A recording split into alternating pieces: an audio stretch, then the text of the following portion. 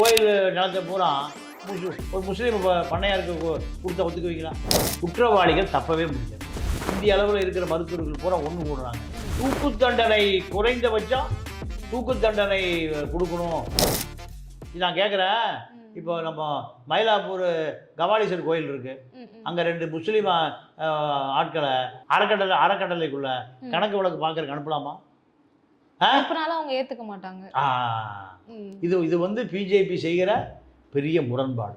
Okay, ஏன் அப்படி முரண்பாடு பண்ணுதுன்னா, பாபர் மசூதி இந்து ராமஜென்ம பூமி இந்த சண்டையில் முஸ்லீம் அமைப்பு சட்ட வாரியம் மிகப்பெரிய சட்ட போராட்டத்தை சுப்ரீம் கோர்ட் வரைக்கும் போகுது. இப்போ என்ன பண்ணுறாங்கன்னா, மதுரா காசி போன்ற இடங்கள்ல முஸ்லீம் அமைப்புகள் நிறைய சொத்து இருக்கு, நிலம் இருக்கு, கட்டடங்கள் இருக்கு, இதெல்லாம் அரசு உடைமை ஆக்கிட்டா இவங்க கிட்ட பவர் இருக்காது. யார்கிட்ட? முஸ்லீம் கிட்ட பவர் இருக்காது. அரசு உடைமை ஆக்கிட்டா அது யார் கட்டுப்பாடு வந்துடும்? மாவட்ட ஆட்சியாளர், கலெக்டர் கட்டுப்பாட்டில் வந்துடும். கலெக்டர் போய் கேள்வியெல்லாம் கேட்க முடியாது, கலெக்டர் கோர்ட்டுக்கெல்லாம் போக முடியாது. அப்போ முஸ்லீம் சொத்துக்களை அரசுடைமை ஆக்குவதற்கு, முஸ்லீம்களை நீங்கள் சட்ட ரீதியாக பலவீனமாக்குவதற்காக கொண்டு வரப்பட்டதான் இந்த வக்ஃப் மசோதா. இந்த வக்ஃப் மசோதா ஏறக்குறைய 100 ஆண்டு காலமாக ஆங்கிலேய காலத்திலிருந்து இன்னைக்கு வரைக்கும் அது செயல்பட்டு வந்துட்டு இருக்கு. வக்ஃப் சொத்துக்களை முஸ்லீம்கள் தான் அனுபவிக்கணும். வக்ஃப் சொத்துக்களை முஸ்லீம் அல்லாதவர்கள் அனுபவிக்கூடாது. நீங்கள் மதுரை மீனாட்சி அம்மன் கோயில் இருக்கு, கோயில் நிலத்தை பூரா ஒரு முஸ்லீம் பண்ணையாருக்கு கொடுத்தா ஒத்துக்குவீங்களா? அதே போலதான் முஸ்லீம் சட்ட வாரிய சொத்துக்களை முஸ்லீம்களுக்கு, முஸ்லீம் ஏழை மாணவர்களுக்கு, முஸ்லீம் சமூகத்துக்கு பயன்படுவதற்காக உருவாக்கப்பட்டதான் வக்ஃப் போர்டு. இந்த வக்ஃப் போர்டை அரசுடைமையாக்கி அந்த சொத்துக்களை யார் அதாவது இன்னொரு சட்டம் கொண்டு வந்திருக்காங்க. வக்ஃப் போர்டு சொத்துல 12 வருஷம் இருந்தால் அந்த சொத்து உனக்கு நிலம் உனக்கு சொந்தம். நான் கேட்குறேன், வக்ஃப் போர்டு நிலத்தில் முஸ்லீம் அல்லாதவர்கள் இருந்தால் அந்த நிலத்தை அவங்க கொடுத்துடலாமா? இந்து கோயிலில் பூரா நிறைய பேர் ஆக்கிரமிச்சிட்டு இருக்கான், வாடகையே கொடுக்கறது இல்லை, கோயில் சொத்தை பூரா சாப்பிட்டுட்டு இருக்கான். கோயில் நிலத்தில் பூரா விவசாயம் பண்ணி நீங்கள் 100 மூட்டை நெல் வரும், 3 மூட்டை தான் வந்துடுவான், கள்ளக்கணக்கு எழுதுவான். இப்படி நடக்குதா இல்லையா? ஆனால் இதெல்லாம் 12 வருடங்களுக்கு மேல் இந்து அறநிலையத்துடைய நிலத்தை வைத்திருப்பவர்களுக்கு சொந்தன்னு ஒரு ஜியோ போட முடியுமா? பாதி பேர் கோயிலை என்றதுன்றான், கடவுளே எனக்கு வேண்டிய ஏரியான்றான். கடவுள் கோயில் குளம் ஏரி குளம் எல்லாத்தையும் ஆக்கிரமிச்சிருவான். நான் இப்போ எங்கள் அப்பா பாட்டம் பூட்டேன் இல்லை 48 வருஷமாக இருக்கானுங்க, 12 வருஷமாக தான் சொந்தம் சொன்னில்ல, 3 வருஷமாக இருக்குமையா. எங்கள் தாத்தா காலத்துலேருந்து இங்கே தான் கடை வச்சுருக்கேன், இந்த கடை எனக்கு சொந்தன்றான். கோயில் நிலம் பூரா இப்போ யார் அடிச்சுட்டு போயிடுவான்? குத்தகதார் அடிச்சுட்டு போயிடுவான். ஆனால் இதுக்கு இந்து அறநிலையத்துறை, இந்து HRNCல இந்த சட்டம் செல்லாதான், முஸ்லீமுக்கு மட்டும் செல்லுமா? இது என்ன நியாயம்? இதுதான். அப்போ இந்து அறக்கட்டளைக்குள்ள செல்லாத சட்டம் முஸ்லீம் அறக்கட்டளை, முஸ்லீம் வக்ஃப் போர்டுக்குள்ள செல்லும் என்பது RSS பிஜேபி ஏதோ சதி திட்டத்தை தொடங்கி இருக்கிறார்கள். இதுதான் முஸ்லீம்கள் பூரா எதிர்க்கிறாங்க. இதுதான் வக்ஃப் போர்டு மசோதாவை எதிர்த்து மிகப்பெரிய முஸ்லீம் மத்தியில் எதிர்ப்பு கிளம்பி இருக்கு.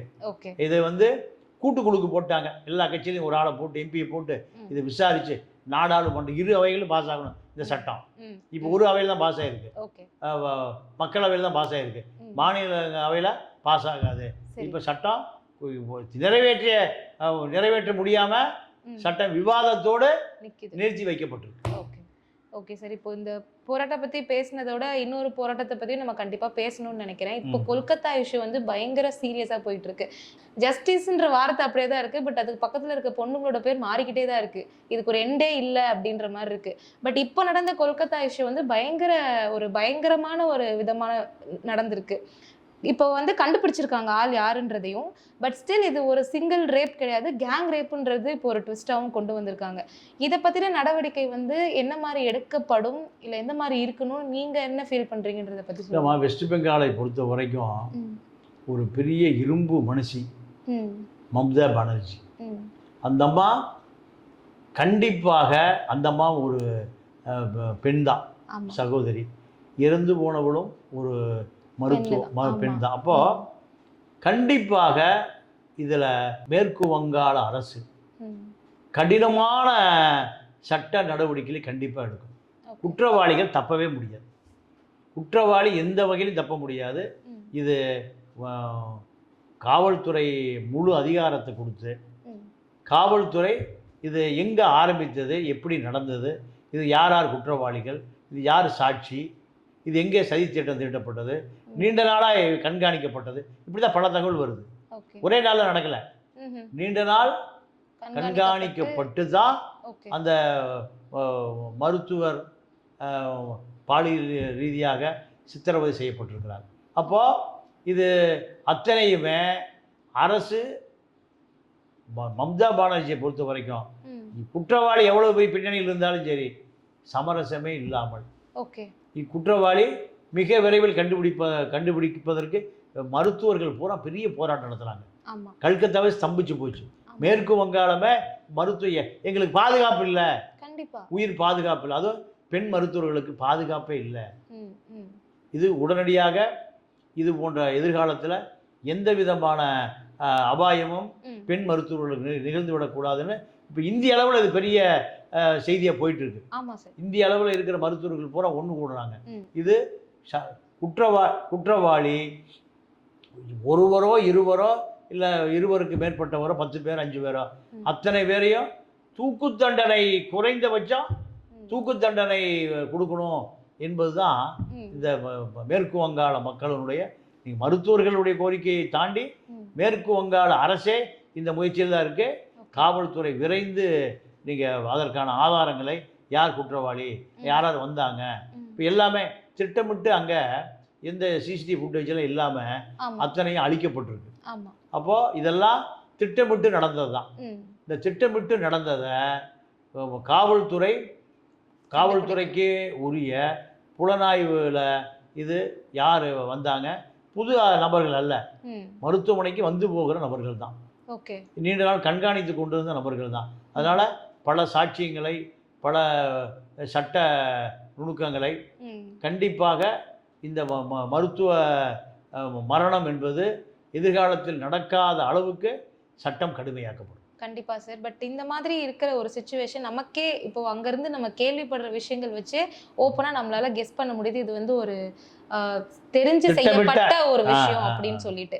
பட் ஸ்டில் அங்கே இருக்க அந்த காலேஜோட பிரின்சிபல் என்ன சொல்றாருன்னா, இதெல்லாம் கேட்டுமே அந்த பொண்ணு மேலதான் தப்பு, ஏன் அவங்க தனியா அந்த டைம்ல அங்க இருந்திருக்கணும் அப்படின்ற மாதிரி ஒரு கேள்வி. இது வந்து கேட்கும்போது ஒரு இர்ரெஸ்பான்சிபிள்னஸ் தெரியுது. அவரோட ஸ்டேட்மெண்ட் கேட்டு நீங்க அவருக்கு என்ன சொல்லணும்னு நினைக்கிறீங்க? இல்லை, அவருக்கு இப்போ சம்பவத்தில் இறந்த அதே வயது மகளை அவருக்கு இருந்தது அந்த கேள்வி சொல்லியிருக்க மாட்டார். இதுதான் எல்லாரும் சுத்தி இருக்கவங்க கேட்கறாங்க. பட் ஸ்டில் அதை அவரை சொல்லிட்டு அலட்சியமா கிளம்பி போறாரு. அந்த மேனேஜ்மெண்ட்டுமே அந்த மாதிரி தான் சொல்றாங்க. பட் ஒரு பொண்ணுக்கு இன்னைக்கு நடந்திருக்கு, நாளைக்கு அவங்க அத்தனை பொண்ணுங்க இருக்காங்க, பிளஸ் டாக்டர்ஸ் எல்லாருமே இப்போ ஒரு போராட்டத்துல இருக்காங்கன்றப்போ நோயாளிகள் இப்போ போறாங்கன்னா அங்க பாக்குறதுக்கு டாக்டர்ஸ் இருக்க மாட்டாங்க. இப்போ ஒரு நாளைக்கு எத்தனை உயிர் போகுதுங்கிறதும் நமக்கு தெரியும். இது எவ்வளவு பெரிய ஒரு விஷயத்தை கிரியேட் பண்ணுதுங்கிறது இந்த சீரியஸ்னஸ் அவங்களுக்கு புரியாம இருக்கு. ஸோ அப்படி இருக்க சிச்சுவேஷனுக்கு நீங்க என்ன சொல்லணும்னு நினைக்கிறீங்க? இல்லை, மருத்துவர்கள் பொறுப்பாக நடந்துக்கணும். ஏன்னா ஒரு மரணத்திற்கு பதில் பல மரணம் அல்ல. டெஃபினட்டா. அப்போ மருத்துவர்கள் வந்து நோயாளிக்கு மருத்துவ சிகிச்சை பார்த்து கொண்டே போராடணும். ஓகே, அதுதான் போராட்டம் என்பது அவர்களுக்கான உரிமை. ஆனால் நோயாளிகளை பார்ப்பது கடமை. கடமை வேற, உரிமை வேற. அவர்கள் ஒரு சிறு குழந்தைக்கு கூட ஒரு துன்பம் நேர்ந்து விடக்கூடாது.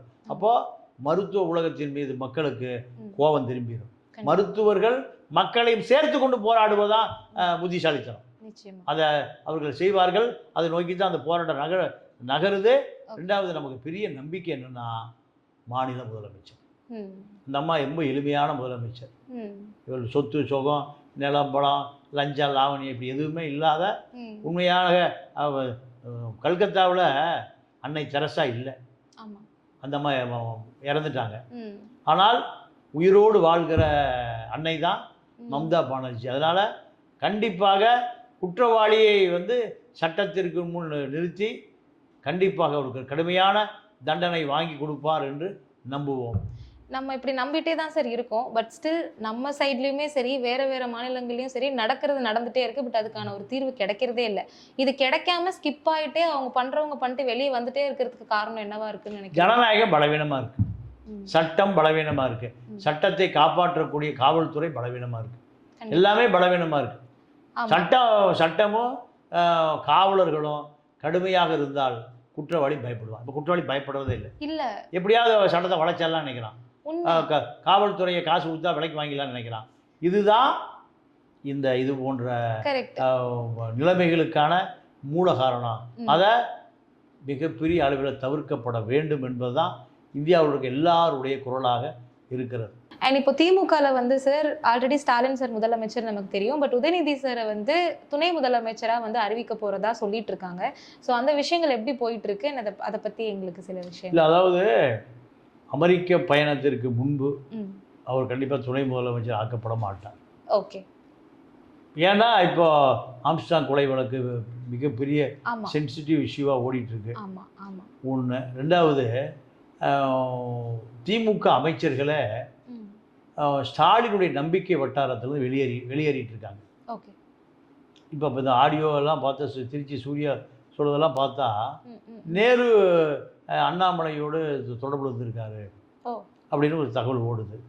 இதுக்கு நடுவில் திமுகவை பொறுத்தவரை திமுக கூட்டணிகள்லாம் வெளியே போகிறது தயாராக இருக்காங்க. காங்கிரஸ் எனக்கு ஆட்சி பங்கு வேணும், அதிகார பங்கு வேணும், அமைச்சர் வேணும்னு கேட்குறாங்க. இப்படி பல சிக்கல் பிரச்சனைகள் இருக்கு.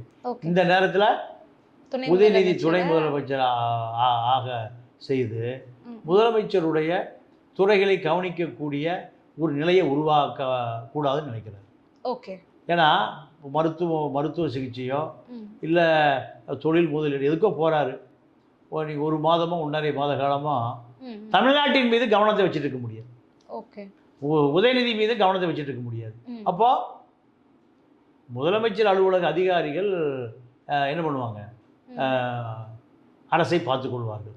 உதயநிதியை போட்டால் உதயநிதிக்கு அடிஷனல் எதிர்ப்பும் வரும். எதிர்கட்சி எதிர்ப்பு வரும், ஆளுங்கட்சிக்குள்ளேயும் எதிர்ப்பு வரும், மூத்த அமைச்சர்கள் கட்டுப்பட மாட்டாங்க. இவ்வளோ பிரச்சனை. இதெல்லாம் அந்த அமெரிக்காவில் இருந்துட்டு அதையெல்லாம் ஒவ்வொரு நிமிடத்திற்கு நிமிடம் இதை கட்டுப்படுத்த முடியாது. அதனால தான் அவர் அமெரிக்க பயணம் முடிந்த பிறகு அது சாத்தியமே தவிர அமெரிக்க பயணத்துக்கு முன்பு அது சாத்தியமில்லை. பட் ஆனால் இது நடக்கும். அவங்க கட்சி தானே எல்லாம் ஏற்றுக்கிட்டான், தொண்டை பூரா ஏற்றுக்கிட்டான். அதனால அது நடக்கும். ஆனால் கொஞ்சம் காலதாமதமாகும். அவர் துணை முதலமைச்சர் ஆனதுக்கு அப்புறம் ஏதாவது மாற்றங்கள் ஒன்றும் மாறாது. அவர் கருணாநிதி முதலமைச்சர் இருக்கும்போது ஸ்டாலின் துணை முதலமைச்சர் வந்தார என்ன நடந்தது? ஒண்ணுமே நடக்கல. அதே போலதான் அப்பா காலத்தில் நடந்ததுதான் மகன் காலத்துல. Okay sir. ஸோ இன்னைக்கு வந்து நம்ம நிறைய விஷயங்கள் டிஸ்கஸ் பண்ணோம் சார். நிறைய விஷயங்களுக்கு எங்களுக்கு தெளிவு கிடைக்கிற மாதிரியும் நீங்கள் வந்து விளக்கமாக சொல்லியிருந்தீங்க. இதே மாதிரி இன்னொரு சூப்பரான இன்டர்வியூவில் நம்ம திருப்பி மீட் பண்ணலாம். Thank you sir. நன்றி, வணக்கம்.